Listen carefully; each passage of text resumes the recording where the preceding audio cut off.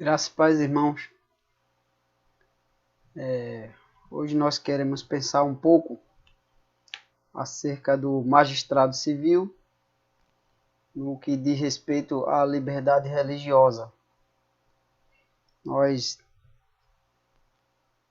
idealizamos uma série de estudos acerca do magistrado civil e esta semana nós já fizemos o primeiro vídeo, a primeira gravação e nós fizemos uma breve apresentação do tema, indicamos algumas leituras.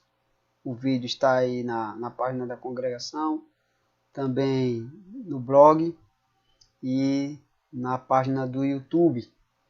E naquele vídeo nós falamos que o primeiro engajamento do cristão deve ser na oração. Primeiro o cristão deve se engajar em favor da população em geral, diante de Deus, em oração.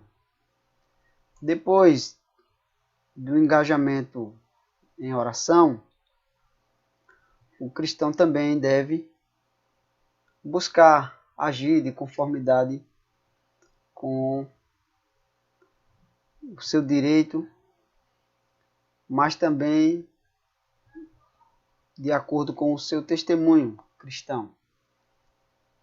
E nós devemos observar todas as questões que diz respeito à nossa vida à luz da Escritura, né?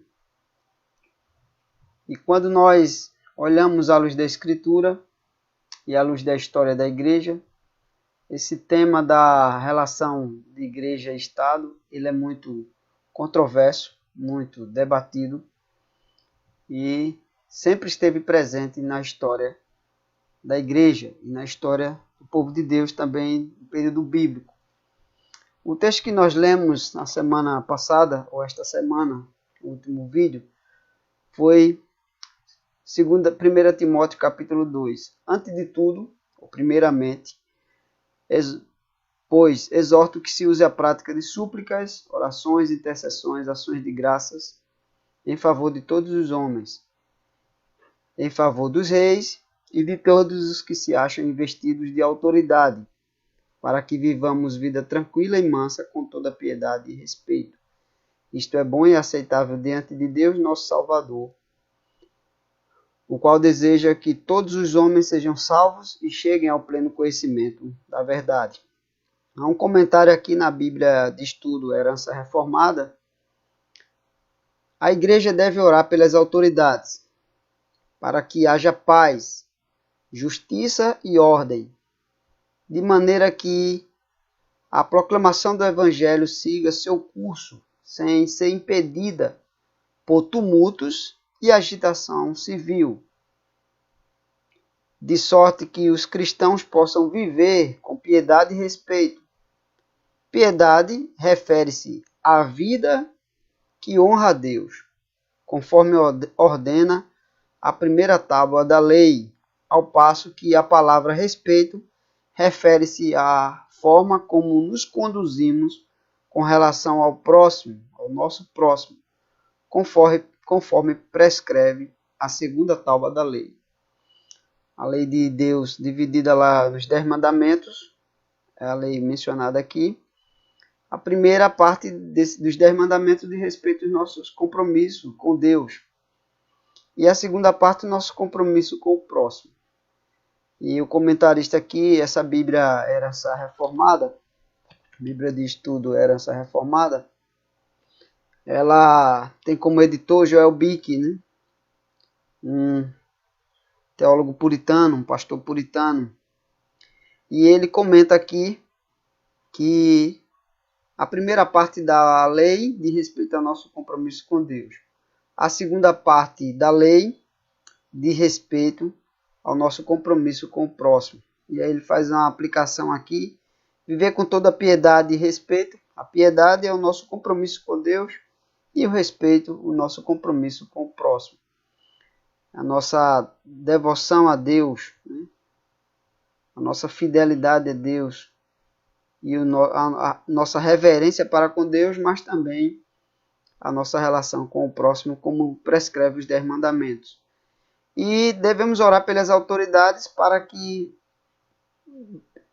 haja paz em nosso país, justiça e ordem, né? E estejamos livres de tumultos e agitação. Tumulto atrapalha a vida em todos os sentidos. A agitação, né? E no nosso caso, a pandemia, que tem trazido muitos problemas, muitas dificuldades, tanto econômica como de ordem pública. E também sem falar das questões de saúde e perigo à vida, né? O versículo 4, ele diz: Deus deseja que todos os homens sejam salvos. A palavra deseja aqui não se refere a um decreto de Deus para salvar todos os homens, pois neste caso todos os homens seriam salvos, porque Deus faz tudo aquilo que lhe apraz. Mas Deus salva, mas significa que Deus salva de toda a nação, de pessoas de qualquer posição social e de qualquer etnia, no comentário da Bíblia. Outra interpretação possível é que a palavra deseja se refere à sua vontade revelada, a qual é conforme diz ele em outro lugar, que todos os homens se arrependam. O chamado externo, né? Sabemos também da vocação eficaz, que é o chamado interno, quando o Espírito Santo chama o homem mudando o seu coração, mudando a sua vontade. E o Evangelho é pregado para todos os homens. Devemos orar para que haja paz em nosso país, haja justiça, haja condições de adorarmos ao nosso Deus e vivermos assim uma vida piedosa, uma vida dedicada ao Senhor. Nós pensamos, neste momento, começamos a lembrar, ou começamos a pensar, como foi a história do povo de Deus, né?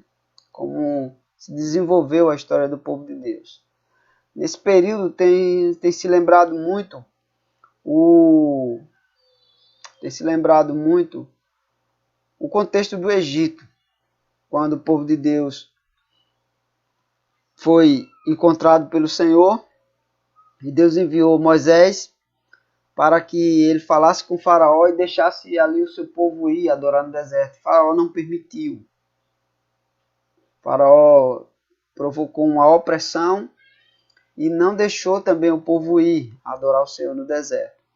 O povo simplesmente não desobedeceu e disse: vamos embora daqui, né? Até porque o povo tinha perdido um contato com o Senhor, com a adoração ao Senhor, nem sabia quem era o Senhor, tinha se esquecido totalmente quem era o Senhor, o Deus de Abraão, de Isaac e de Jacó, tinha se esquecido como eles foram parar ali no Egito, tinham se acostumado, se acomodado ali. E Deus chama Moisés, e Moisés relembra no livro de Gênesis a origem da humanidade, a origem das nações e a origem do povo de Israel, e como eles foram parar ali, né? E o livro de Gênesis termina narrando como eles foram parar ali, e o livro de Êxodo inicia-se narrando como eles começaram a sair dali, a saída deles de lá, né? E como eles receberam a lei do Senhor no capítulo 20 de Êxodo, como eles tinham o coração ainda ligado ao Egito, fizeram ali bezerro de ouro no deserto, ao invés de adorar o Senhor, adoraram o bezerro de ouro. Depois temos a descrição da construção do tabernáculo, e o livro de Êxodo termina com o tabernáculo construído e armado no deserto. A nuvem que estava com Moisés no monte desceu até o tabernáculo, representando a presença de Deus ali entre eles. O povo ficou de longe, ouviu os trovões e os relâmpagos ali na tenda armada, tabernáculo armado. E aí o livro de Levítico fala como eles deveriam se aproximar da tenda e como eles deveriam fazer o serviço de adoração. E nesse caso, apenas os sacerdotes. Os sacerdotes entravam e o povo depois armava seus acampamentos, suas tendas em volta do templo. Hoje em dia, eu até comentei com os irmãos na igreja, que hoje a gente está vivendo quase uma situação dessa, né, onde o povo fica de fora do templo e é permitido só a liderança ou os sacerdotes ir na igreja fazer o serviço litúrgico e, se quiser, transmitir esse serviço, transmitir o culto e a pregação, né? Não é apenas uma encenação de adoração ali. Ali é um momento de adoração que a liderança está no serviço praticamente no estilo levítico, né? E o povo impedido de ir à igreja por algumas restrições. Mas depois o véu foi rasgado e o povo foi dado permissão de adentrar no templo antes do pátio dos gentios. Na questão do judaísmo, o templo foi destruído. E para a questão dos cristãos, o templo agora é representado na forma de igreja ou do povo reunido, o povo congregado. Seja em um espaço de 4 paredes ou no espaço onde o povo possa se juntar. É o ajuntamento, né? A Assembleia Solene, o ajuntamento do povo, o culto coletivo, né? Mas também no período da Babilônia, Império Babilônico, o templo foi destruído e o povo chegou um momento que foi também impedido de adorar, né? E no caso lá de Daniel, foi parar na cova dos leões porque estava orando e viram orar, né, no seu quarto, e foi proibido deles orar a outros deuses. Os três amigos de Daniel jogados na fornalha ardente porque foram impedidos de adorar. Foi dada a eles uma ordem que eles se ajoelhassem perante a imagem de Nabucodonosor.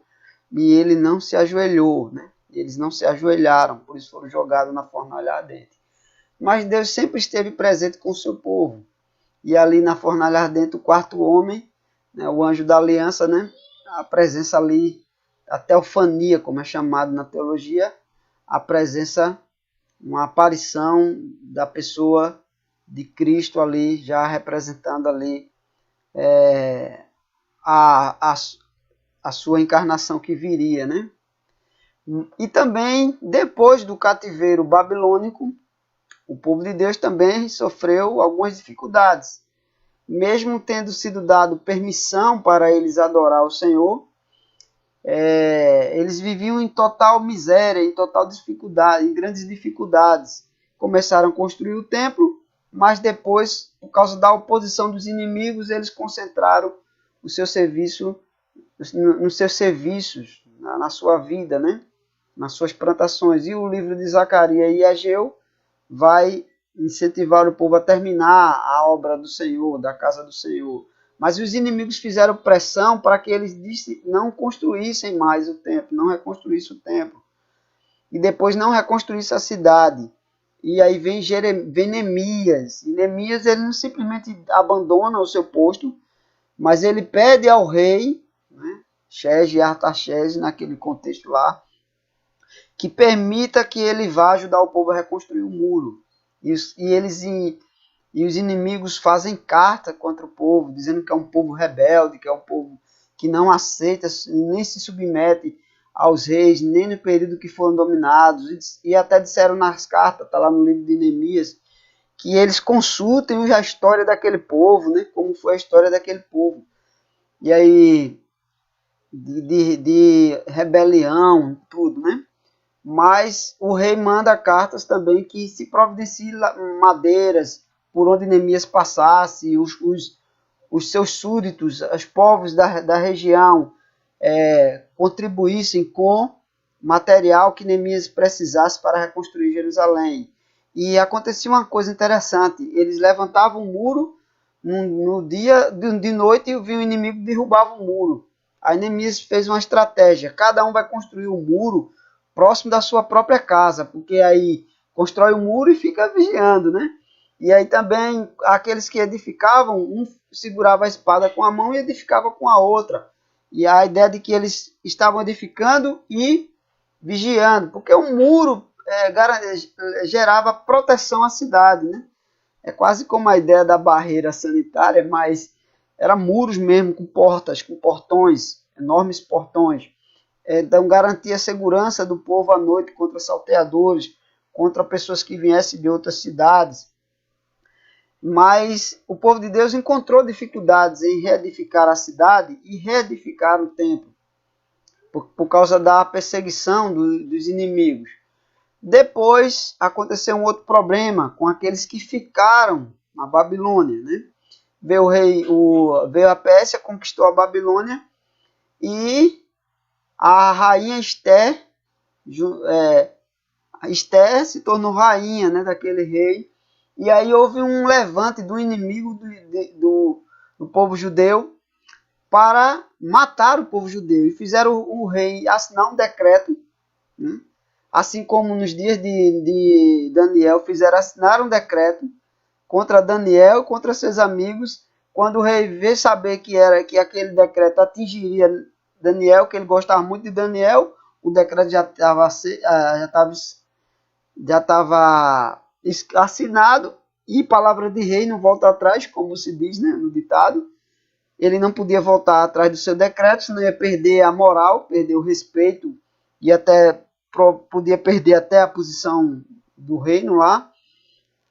E aí ele ficou torcendo para que Neemias, para que Daniel, não acontecesse nada com Daniel, não acontecesse nada com Neemias, ou com Daniel, nem com seus amigos, né?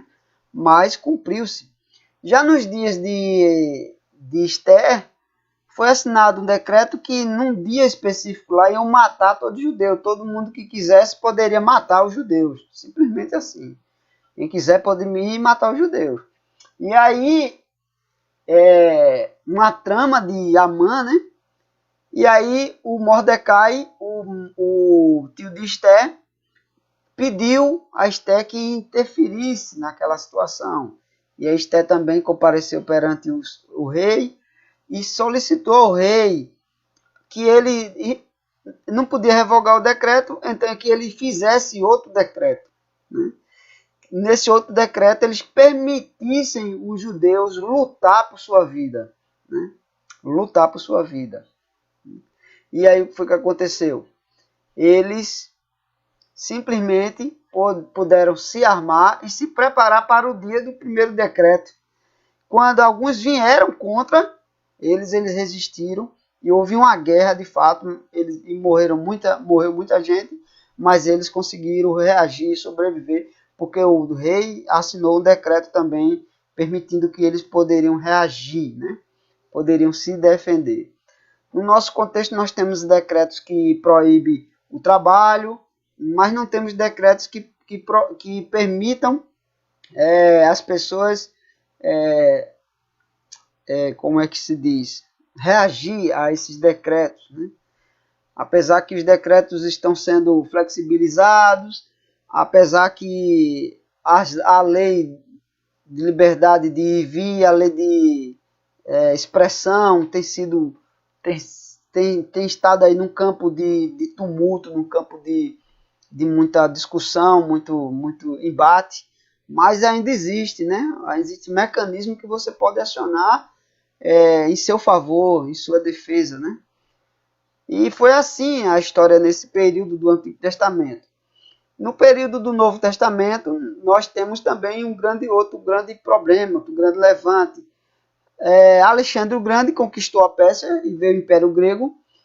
E no Império Grego, os judeus tiveram liberdade religiosa. Mas depois que Alexandre morreu, veio uma perseguição também sobre eles, no contexto dos generais de Alexandre, e proibiram até a adoração. Os judeus, a liberdade de adoração dos judeus foi limitada. Inclusive um dos generais, Antíoco, né, Epifânio, chegou a mandar queimar o livro da lei. Quem tivesse uma cópia da Torá tinha que ser queimado, né? não podia, os sacerdotes judeus não podiam exercer sua forma de adoração nas comunidades. O templo de Jerusalém foi interditado. Para profanar o templo, sacrificaram porco dentro do templo. Dizem que colocaram a imagem do deus grego, a imagem de Zeus dentro do templo. E aí, para profanar o templo, para interditar o templo, né? E aí houve uma grande revolta, um levante dos macabeus, houve uma rebelião, né? E a revolta dos macabeus gerou lá um tumulto, mas naquele tumulto houve uma liberdade religiosa. E aí aconteceu o período do livro que é escrito no livro de Macabeus. E aí aquela região foi reconquistada e a liberdade de adoração de novo reorganizada, né?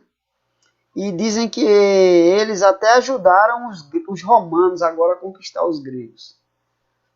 Depois, os imperadores romanos também fizeram uma perseguição tanto ao judaísmo e agora ao cristianismo. E muitos imperadores impediram a adoração do povo de Deus. E houve perseguições, houve prisões, houve morte, né? E houve também um momento em que houve uma flexibilidade. Constantino assumiu o poder e deu liberdade religiosa agora aos cristãos e não permitiu que o império perseguisse mais os cristãos. E aí depois de Constantino chegou um período em que o povo veio os bárbaros para dominar o Império Romano e a igreja, de certa forma, socorria os bárbaros feridos e também romanos nos seus hospitais, porque a igreja tinha hospitais, tinha orfanatos, tinha abrigos, e respeitavam a igreja, passaram a respeitar a igreja por causa do seu serviço humanitário e socorro aos feridos da guerra. E aí o que foi que aconteceu? A igreja ganhou respeito da população, dos bárbaros, e quem buscasse abrigo na igreja não poderia ser molestado, e a igreja era considerada um lugar sagrado que não poderia destruir, poderia invadir, né? E aí, depois desse período, houve o período de Carlos Magno, né? Carlos Magno era um bárbaro que queria ser imperador e o seu pai tinha conquistado várias batalhas e Carlos Magno queria ser o imperador de Roma, mas ele era bárbaro e não aceitava. E o Papa, que era o mediador naquele conflito, foi favorável a Carlos Magno, né?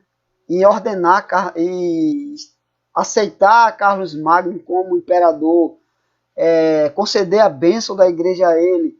E ele também favoreceu o Papa, porque o Papa também tinha seus inimigos que queriam tirar o seu poder e assumir o lugar dele também. Então fizeram um acordo e houve uma junção, de certa forma, entre igreja e Estado. E aí surgiu a ideia de que o monarca ou o imperador era protetor da igreja, né? Devia ser o protetor da igreja, porque o Carlos Magno protegia o Papa e a igreja concedia a bênção ao império, né? Ao imperador.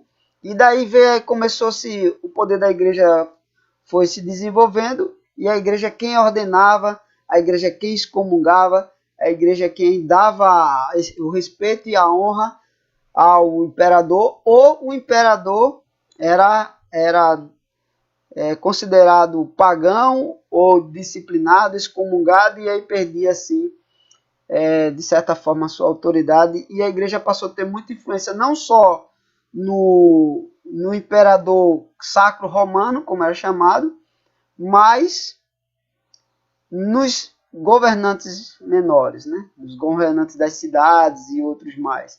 E os bispos tinham influência também na questão civil e religiosa. E aí houve muito abuso também de poder da parte dos magistrados e da parte da igreja também, porque os impostos eram colocados e aí havia sempre revoltas de camponese ou da nobreza, das pessoas da classe média, podemos assim chamar, né?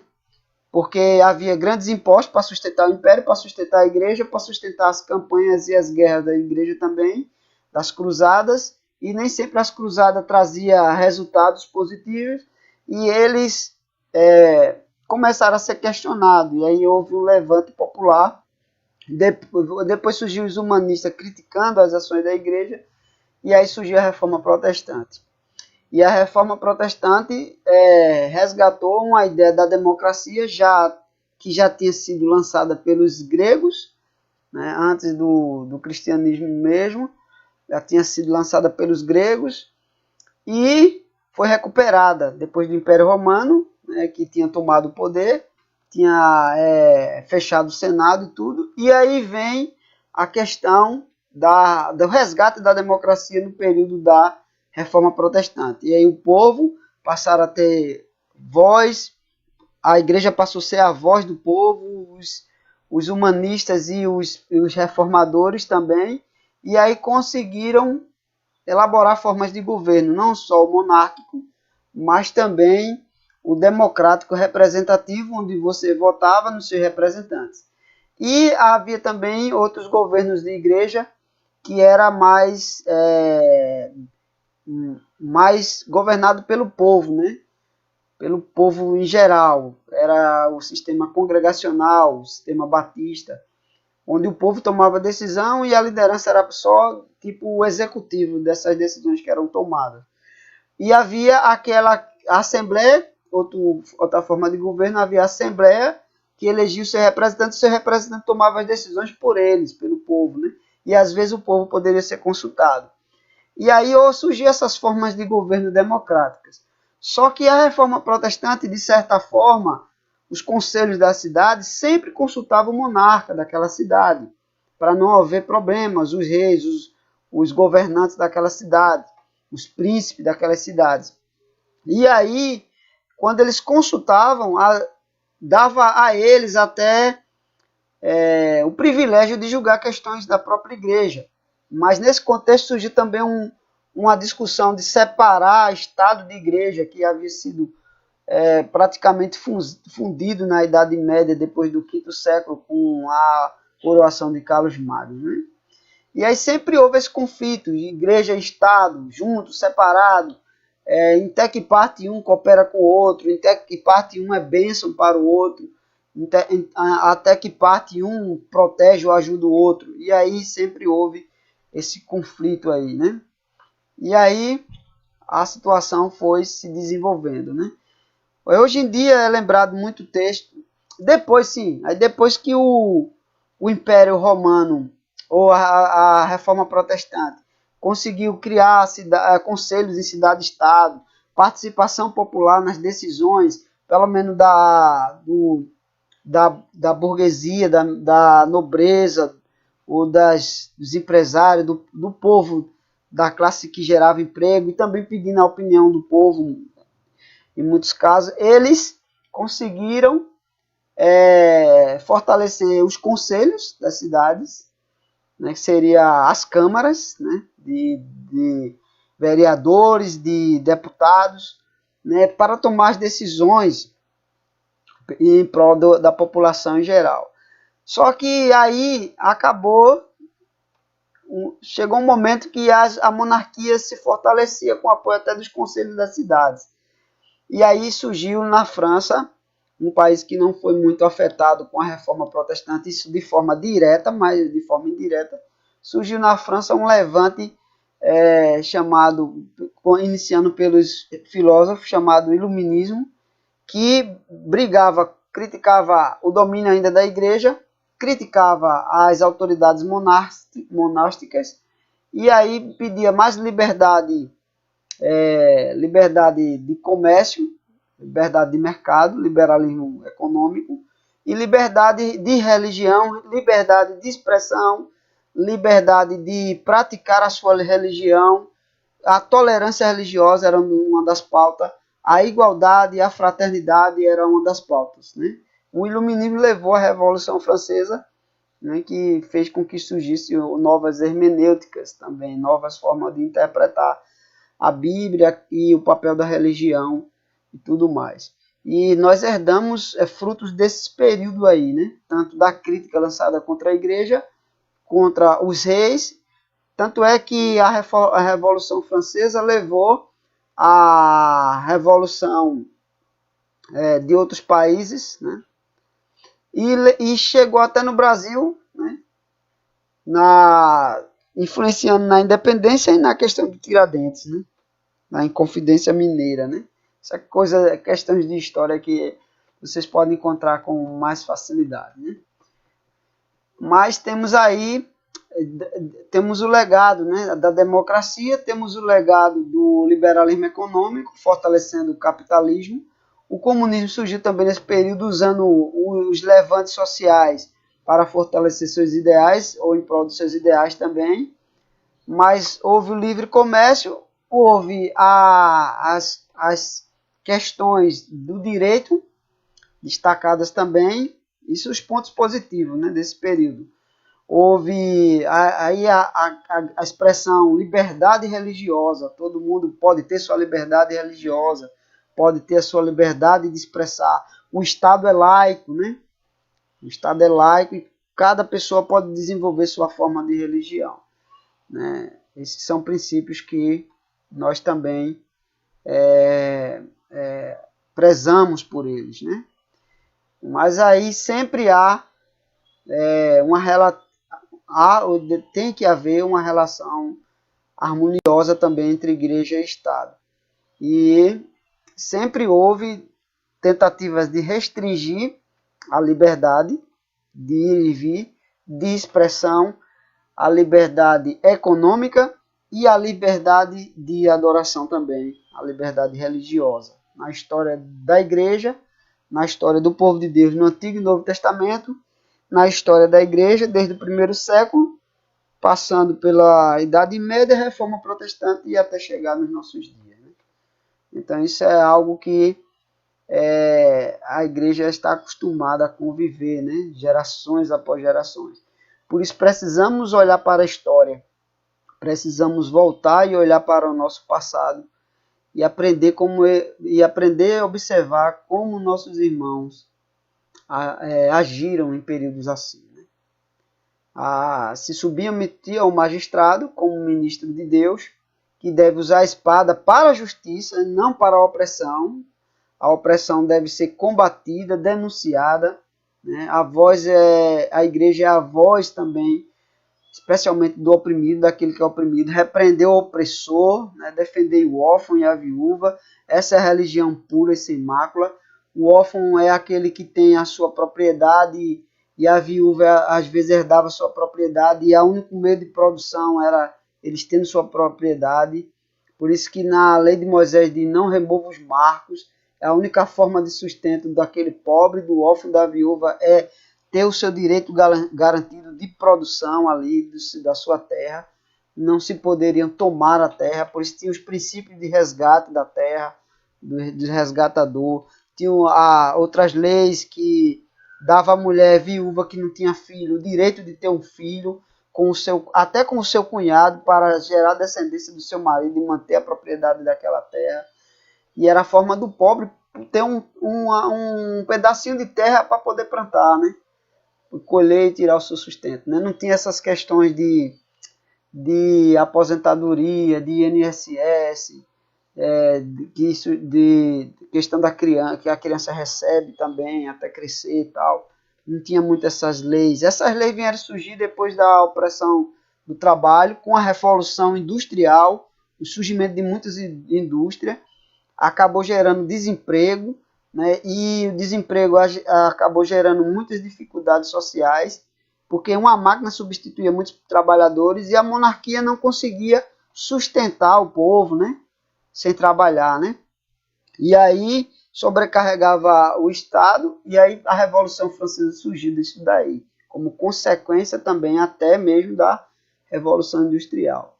E aí as empresas pegavam as pessoas e confinavam em ambientes precários de trabalho. Aí surgiu a questão dos direitos do trabalhador, da questão da mulher, que levava a criança, a questão do trabalho infantil, a questão dos assédios, a questão do melhor pagamento pelo seu trabalho, porque começou a acontecer o êxodo rural, as pessoas saíam da zona rural e iam buscar emprego nas empresas, nas grandes cidades.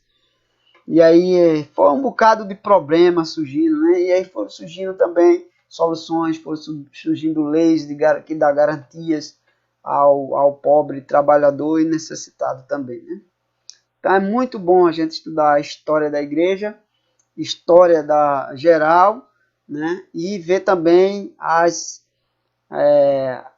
o ensino bíblico acerca do valor que a pessoa tem que ter, né? Propriedade privada, não cobiçarás nada do teu próximo, né? Não furtarás. O furto é algo que se comete escondido, a corrupção é combatida aí, né? O roubo já é o furto, né? O roubo já é o tipo de furto que é presencial, né? O furto é escondido, o roubo é presencial, né? O furto hoje é chamado, às vezes, pelo nome mais bonito, né? O peculato, né? A corrupção, ou os trâmites escusos, que depois é que só se vai se descobrir com investigações e investigações, né? Essas manobras aí, é tudo lá que tudo quebra do mandamento não matarás. Bem, nós devemos orar pelo magistrado, né? E o magistrado aqui inclui não apenas o juiz, mas todo aquele que tem responsabilidade na administração civil, né? Magistrado.